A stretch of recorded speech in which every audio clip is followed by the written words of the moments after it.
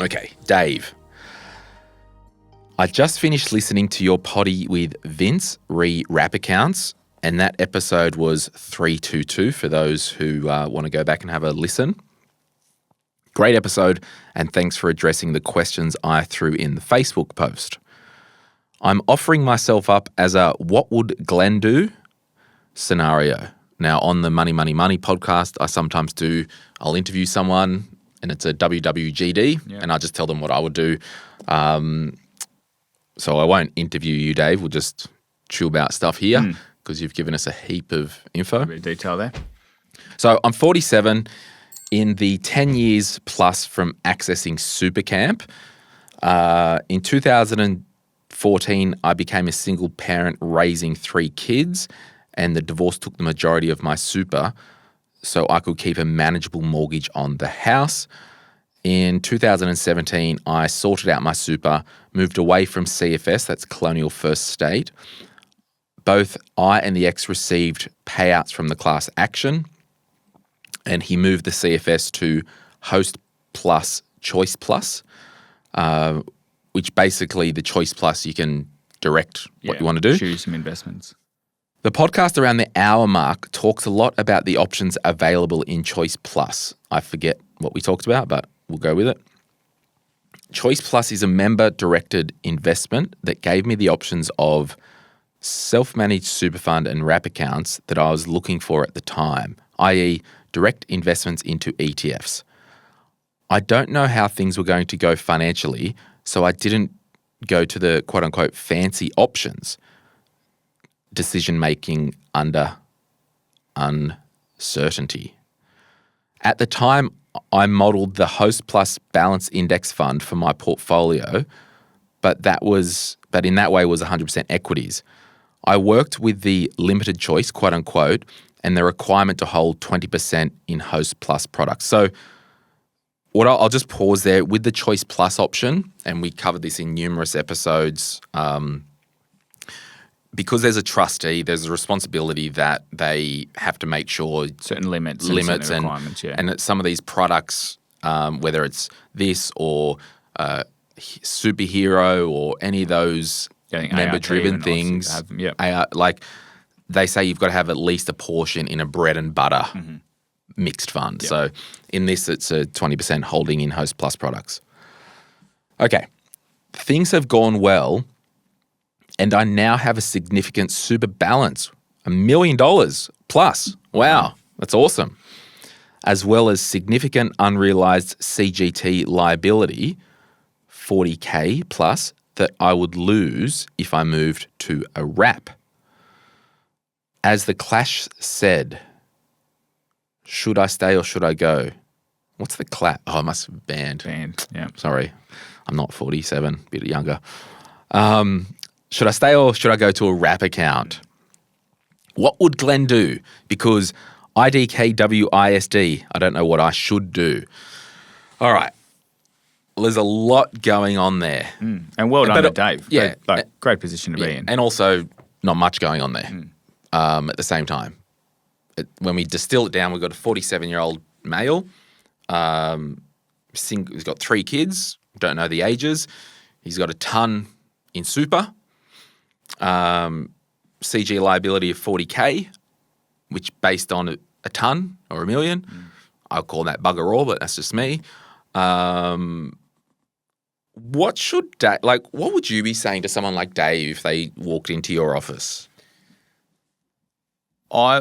This is a product question, and it goes back to what's the plan, what's the strategy, what are we achieving? We need to figure out the high level before we get stuck into the detail. So when is Dave retiring? Is he on track or not? What does retirement look like? Is the mortgage under control? I'm assuming contributions have been pumping in a lot to build up that balance. So we need to understand that big picture before we figure out which is the right product to be in or not, and what are the right investments to be in or not. That should potentially solve itself through that process. But I suppose what Dave's saying, or what I'm interpreting from this, is that he doesn't, if he had his time over again today, he wouldn't be in what he's in, but he feels a bit trapped because of this potential tax issue.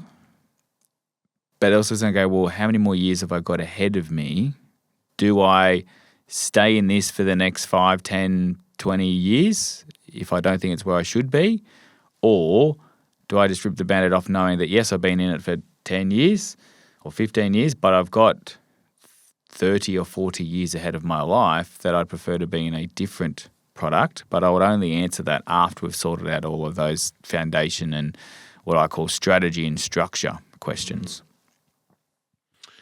Yeah, I'm not going to sit here and tell Dave what he should do, but I'm going to maybe read between the lines for the purpose of entertainment.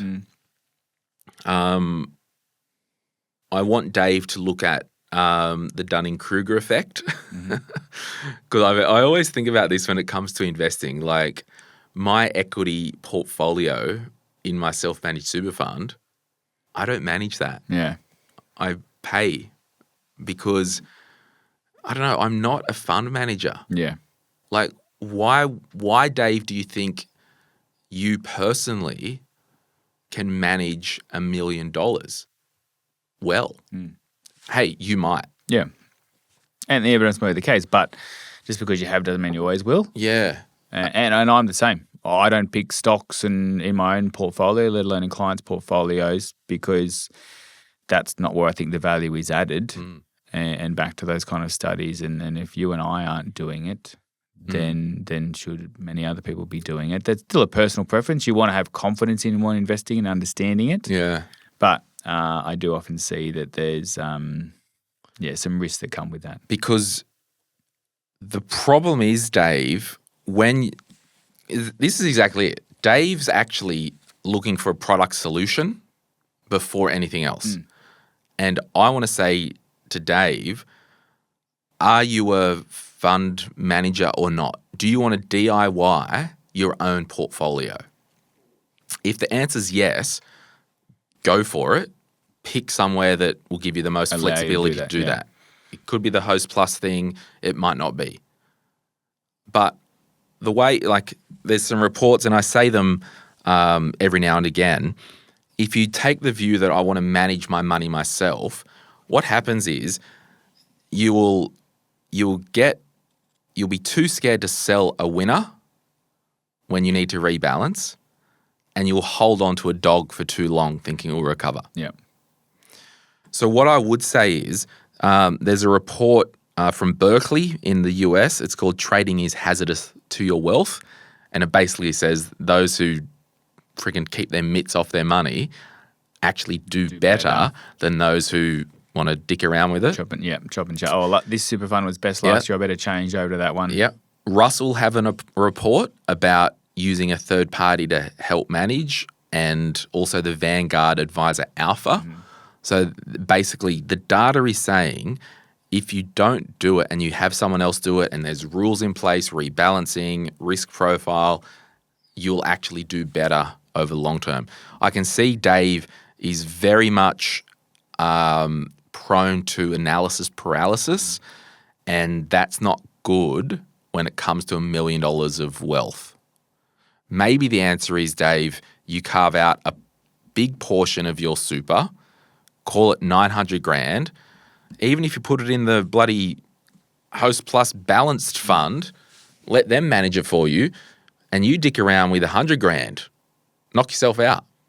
Yeah, and Dave's done very well to be in the position he is, but I think Dave's got in that position probably not by picking one or two specky stocks, because Choice Plus or Hostplus wouldn't let him.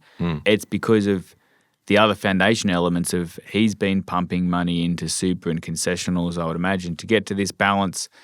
He has been in picking the right sector, etc. But even if Dave, we don't need to, but if Dave looked at his performance versus the market over the last period of time, it's probably just been in line with, or potentially above, but probably in line or below the market. It's not because of potentially the one or two holdings in the portfolio. It's because of the other stuff that Dave's got right.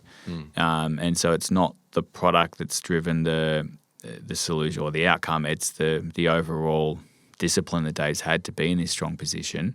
And then in turn, I don't think the product is going to fix or solve the next 10 or 20 years for Dave either. but he needs to be comfortable with what he's set up his investments in. And Dave, don't be deceived by fees, because the facts are that cheapest fee in investment land doesn't mean better performance. It's simply, and actually just in our terms of our episode planning, there is another question in the next episode that we'll do that we talk about this. The Hostplus Balanced Fund, which is effectively multi-portfolio, active fund. It's probably, I don't even know the fee, it'd be 0.6 or 0.8%. It's actually more expensive than the indexed balanced. But over the last 10 years, after fees and tax, the balanced one did 8.32% to June, end of June, and the index one did 7.83%. Wow. So if you paid more, you would have got a better outcome. And I dare say you would have less volatility because of the unlisted assets and the infrastructure and all that in those one-stop shop portfolios. Yeah, I did analysis over the 2025 financial year. We have a few preferred portfolios that we use for clients that we do not manage in-house. They're managed externally. And the portfolio that we use for majority of our clients, I had a look at the last 12 months, that he's outperformed the index, which is great. But the thing that's most important for me is there were 4 negative months in the index, and each of those 4 negative months, the portfolio fell substantially less than the index. Yeah. The cost of that portfolio is not expensive, but it is more than if you were just in the index.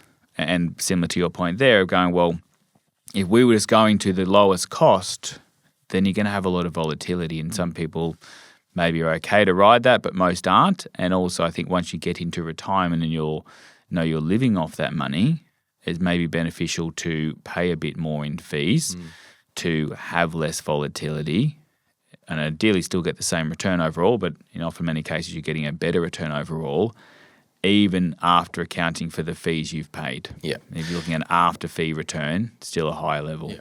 I think what I would do, because I guess he's asking what I would do in his situation, but again, take this with 50 grains of salt because I don't know his broader situation. I'm either moving the money to the balanced growth option or something like that and just leave it there and get on with your life. Or, and actually I probably would do this, I'd go and see a financial advisor, get a good model portfolio managed on a wrap account. If it costs $5,000 a year or $6,000 as a flat fee for them to manage the money, full transparency and all that, I'm doing that all day long. Yeah. You've got over $1 million in super. You're allowed to pay $5,000, $6,000 a year in fees. We're talking about 0.5%. Yeah, like what are we doing here? What are we doing? Money's not your problem.